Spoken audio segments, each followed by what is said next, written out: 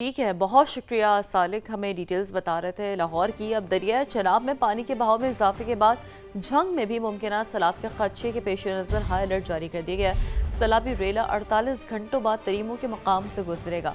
दरिया किनारे आबाद जो आबादियाँ हैं और ख़ास तौर पर जो काश्तकार हैं, दरियाई कटाव के बाद तशवीश की उनमें एक लहर दौड़ गई है। जाहिर सी बात है, उनकी तो सारी कुछ जमा पूंजी उससे अफेक्टेड होती है और मुंसलिक होती है। बिल्कुल ऐसे। ये मजीद जान लेते हैं समा के नुमाइंदे अरशद खान से। अरशद, क्या सिचुएशन देख रहे हैं आप यहाँ पर? बिल्कुल, मैं मौजूद हूँ इस वक्त दरियाए चनाब के किनारे, जहाँ पर सैलाबी पानी का जो रेला है वो यहाँ से गुजर रहा है और पानी की सतह में जो है वो मुसलसल इजाफा हो रहा है। मराला से चलने वाला जो सैलाबी रेला है वो आइंदा 48 घंटों में जो है तरीमो के मकाम से गुजरेगा।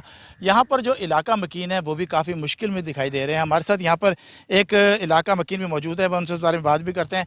हर साल की तरह बहुत ही एकड़ के 10-10 एकड़ 20-20 एकड़ ज़मीन जिनकी थी वो दरियाओं में चली गई। वो अब क्या करेंगे, उनकी तो ज़मीनें ख़त्म हो गई, कोई और काम भी नहीं कर सकते, इसलिए हम बहुत ही नुकसान में जा रहे हैं। जो इलाका मकीन है उनका यही कहना है कि दरिया के कटाव की वजह से जो है वो काफ़ी परेशान दिखाई दे रहे हैं और ज़िले इंतज़ामिया की जानिब से जो इंतज़ामात हैं वो तमाम तर मुकम्मल कर लिए गए हैं और जो लोगों को, जो दरिया के किनारे रहने वाले लोग हैं, उनको महफूज मकामात पर मुंतकिल करने की जो है वो हदायत जारी कर दी हैं। जी ठीक है अरशद, बहुत शुक्रिया आपका। दूसरी जानिब डस्का से गुजरने वाले नाले एक को अब तक साफ नहीं किया जा सका और हर साल तोगयानी के बायस नाला बिफर जाता है, जिससे दर्जनों देहातों का ज़रई रकबा और मवेशी पानी में बह जाते हैं। देखिए, हर साल की ये प्रैक्टिस है, लेकिन फिर भी जो है ना वो इंतजाम की कारकर्दगी पर सवालिया निशान नहीं खड़ा होता। मजीद बात करते हैं, वहाँ मौजूद है समा के नुमाइंदे उस्मान हैदर से।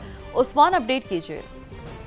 मैं इस वक्त कोटली मरला के मकाम पे नाला एक पे मौजूद हूँ, जहाँ हर साल नाला एक में तुगयानी आती है और नाला बिफर जाता है और दर्जनों देहातों का सैकड़ों एकड़ रकबा ज़ेरे आब आ जाता है। लोगों के मवेशी पानी में बह जाते हैं, लोगों की अमला को शदीद नुकसान होता है। मैं इस वक्त नाला एक पे मौजूद हूँ, मेरा कैमरा मैन अगर आपको दिखा सके तो अभी तक नाले की सफाई नहीं की गई और नाला जो है 60% से ज़ायद जो है वो इस वक्त कच्चे के बायस ब्लाक हुआ है। जब हमारी इस हवाले से इलाका मकीनों से बात हुई तो इलाका मकीनों का कहना है कि अगर बर वक्त इसकी सफाई ना की गई तो एक बार फिर हमारे अमलाक को, हमारे मवेशियों को और हमारे ज़री रकबे को नुकसान पहुंचने का खदशा है। शहरियों ने, इलाका मकीनों ने मुतालबा किया है कि इसका फ़ौरी नोटिस लिया जाए और फ़ौरी तौर पर इस नाले की सफाई की जाए।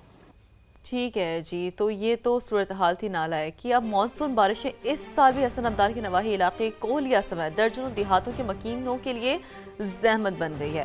मकीनों ने अपनी मदद आपके तहत चंदा जमा करके सोचें कोहलिया पुल बनवाया जो सैलाबी रेले की नज़र हो गया। जाहिर सी बात है, क्योंकि देखिए एक रीज़न है ना, अब ये बेचारे मकामी लोग क्या ही कितनी पुख्तगी उसमें वो कर लेंगे, कितना ही चंदा जमा करके क्या ही चीज़ वो बना लेंगे खुद से लिए। तो पंजाब और खैबर पख्तूनख्वा के सरहदी देहात का शहर से राब्ता टूट गया है, जिसकी वजह से लोगों को शदीद मुश्किलात का सामना भी करना पड़ रहा है। तो उस पर रिपोर्ट तैयार की मोहम्मद गुलफराज ने देख लिया।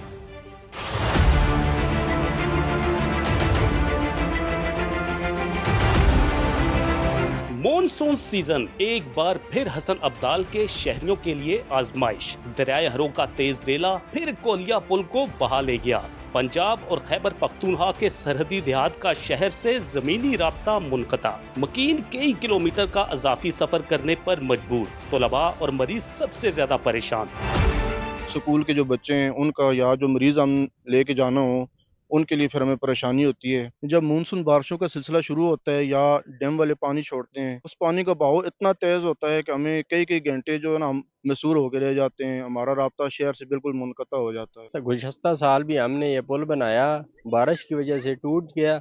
ये अभी हमें अपनी मदद आप बनाया है, हमें इसका मुस्तकिल हल चाहिए। शहरियों का कहना है कि मुतअद्दिद कोशिशों के बावजूद मसले का मुस्तकिल हल नहीं निकल सका। यहाँ के मकीनों ने हुकूमत पंजाब से आर्जी इक़दामात के बजाय मुस्तकिल पुल तामीर करने का मुतालबा किया है ताकि इनको दरपेश मसाइल का खात्मा हो सके। कैमरा टीम के साथ मोहम्मद गुलफराज, समा, हसन अब्दाल।